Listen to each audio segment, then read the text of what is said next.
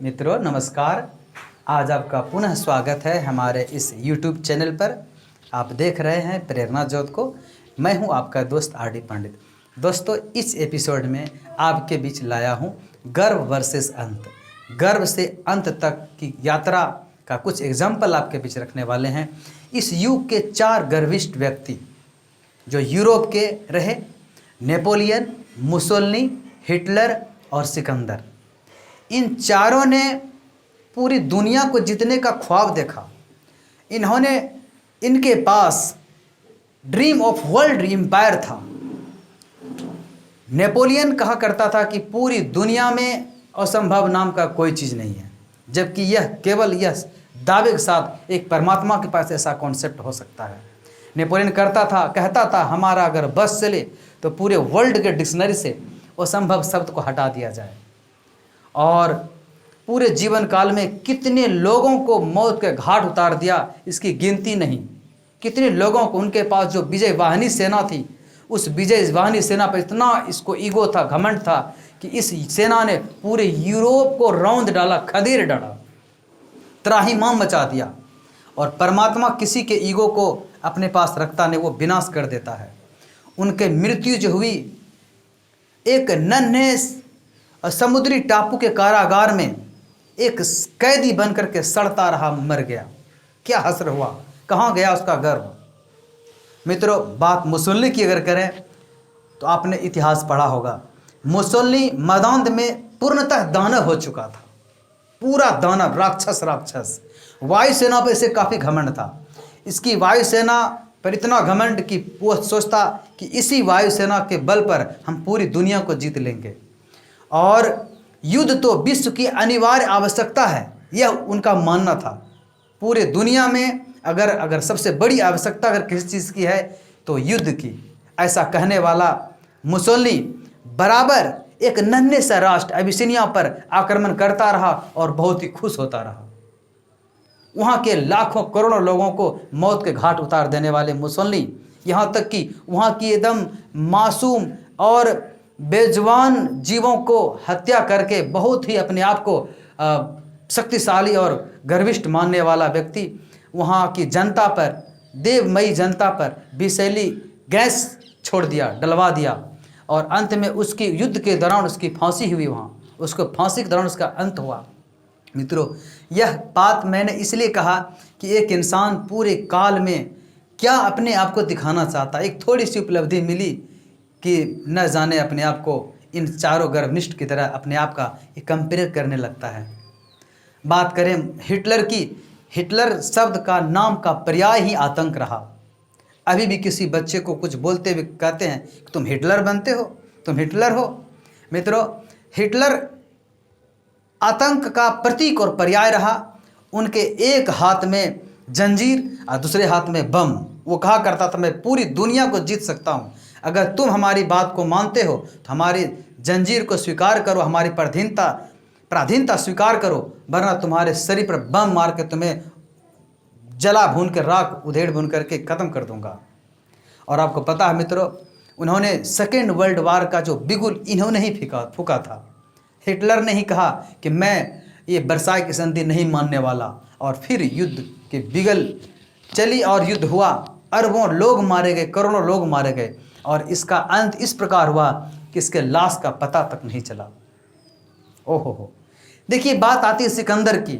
अंत में आपके बीच में सिकंदर के बारे में कहना चाहता हूँ। आपके पास सारी जानकारी है। सिकंदर अपने आप को देवपुत्र कहने वाला, विश्व विजेता महान सिकंदर कहने वाला, इसके भी मन में आया कि पूरी दुनिया को मैं जीत करके पूरे एक छत्र साम्राज्य वर्ल्ड एम्पायर का ड्रीम हमारे पास मौजूद रहे।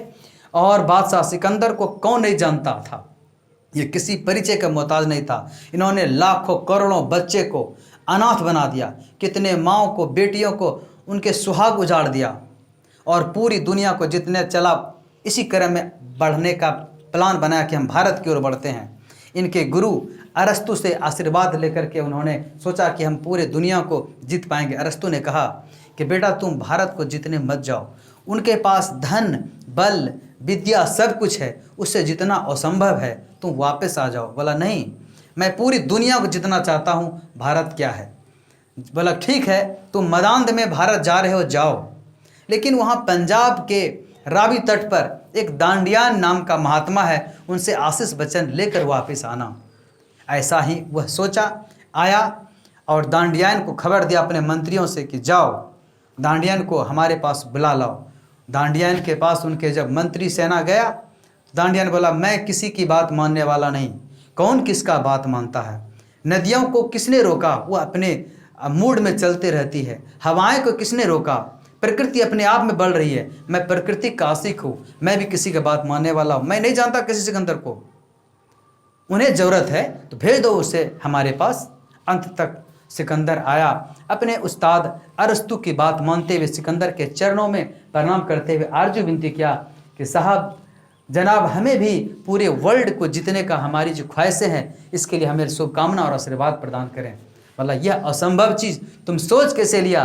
तुम यहाँ पर हो, तुम किस ख्वाब में हो? तो अपनी माँ से जाके मिलो और माँ तुम्हारी इंतज़ार कर रही है। उन्हें लगा रही वाह, यह हमारी बूढ़ी माँ का खबर, यह कैसे जान लिया? और इतना कहना कि सिकंदर को लगा कि अब हमारा पूरे साम्राज्य, पूरे वर्ल्ड के साम्राज्य को अपने हाथ में लेने का जो सपना मेरा था, यही चकनाचूर हो गया। यहाँ के दांडियान महात्मा ने कहा कि तुम सिकंदर वर्ल्ड को क्या जीतोगे? भारत को तुम क्या जीत पाओगे? तुम वापस दोबारा अपना देश जा पाएगा, इसकी भी कोई गारंटी नहीं है। तो अपनी माँ से मुलाकात कर पाओगे, इसकी भी कोई गारंटी नहीं है। अंत तक क्या हुआ? उसकी मृत्यु हुई भारत में और वो वापस नहीं जा सका। मित्रों, कहा जाता है कि जिनका मन चित्त अव्यवस्थित है, लोगों के परोपकार और लोगों के सेवा से जुड़ा हुआ नहीं है, तो उनका यही हश्र होता है। आपने रावण, कौरव, कंस की कहानी बेखूबी से जानते हैं। आपको भी यह जानकारी मिली, आपने देखा कि जो जो लोगों ने गर्व किया उसका क्या परिणाम हुआ। उनका जो मन है, मन अव्यवस्थित था। इस महान सदी में, इस सदी के महानतम वैज्ञानिक संत शिरोमणि कबीरदास ने कहा, तन धर सुखिया काहू न देखा, जो देखा सो दुखिया हो। अवधू दुखिया भूपति दुखिया, रंग दुखी विपरीत हो। उदय अस्त की बात कहत हैं, सबका किया विवेका हो। कहे कबीर सकल जग दुखिया, संत सुखी मन जीती हो। मित्रों, इस संसार के सारे लोग दुखी हैं। कबीरदास ने कहा, उदय अस्त से बात हम कर रहे हैं, जब से सृष्टि बनी तो और अभी तक की बात, अंत तक की मैं बात कर रहा हूँ। कोई संसार के लोग सुखी नहीं है। सुखी हैं जिनके मन कंट्रोल में है, जिनका कंट्रोल मन के हिसाब से है, वो सुखी नहीं है। और भगवान बुद्ध ने कहा, मन ही सुख दुख का मूल है। गौतम ने कहा, हे भिक्षुओं सुनो, मन ही सुख दुख का मूल हो। मन ही सुख दुख का मूल है। पूरी दुनिया को जीत करके, सारी संपत्ति को अर्जित करके हम सुखी हो पाएंगे, यह सूत्र बिल्कुल बेसलेस है। गौतम ने कहा, हे भिक्षुओं सुनो, मन ही सुख दुख का मूल हो। जो है उसका कर्ता न मान। मन का स्वभाव है, मन की प्रकृति है। जो हमारे पास है उसका सम्मान नहीं करते हैं। जो है उसका कर्ता न मान। कुछ नहीं मिला तो परेशान, मन है अशांत तो कुछ भी करो। आएगा दुख अनिवार्य हो, अत प्रेमम शरणम गच्छामि, भज ओसो शरणम गच्छामि।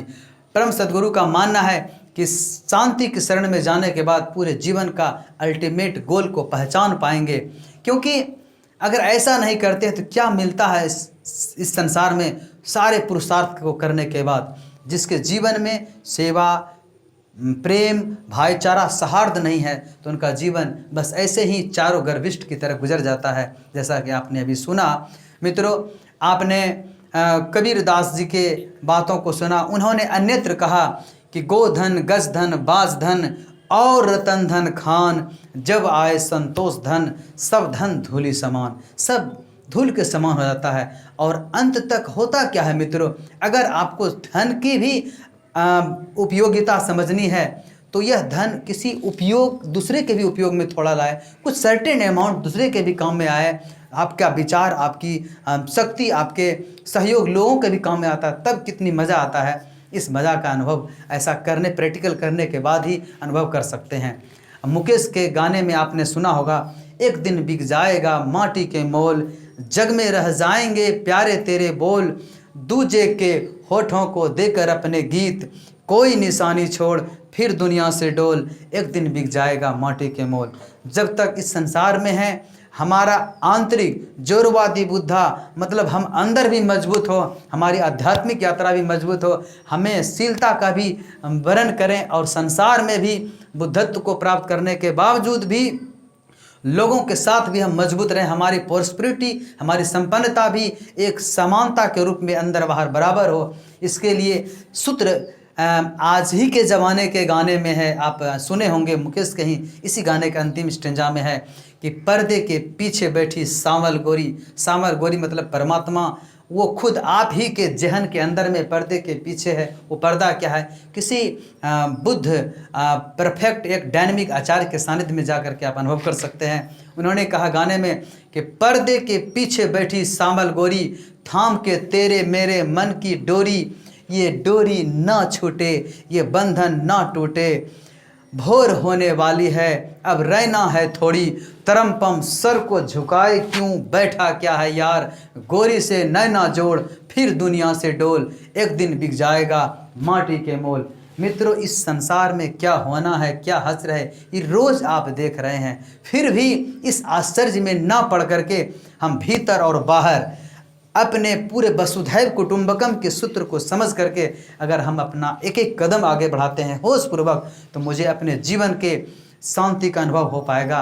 और इन चंद बातों को सुन करके आपको कैसा लगा, आप हमें इस चैनल के कमेंट बॉक्स में देकर मुझे एहसास कराएं।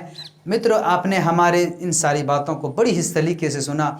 आपके अंदर मौजूद परमपिता की एक बहुत बड़ी शक्ति को हार्टली नमन करते हुए आपसे विदा लेते हैं।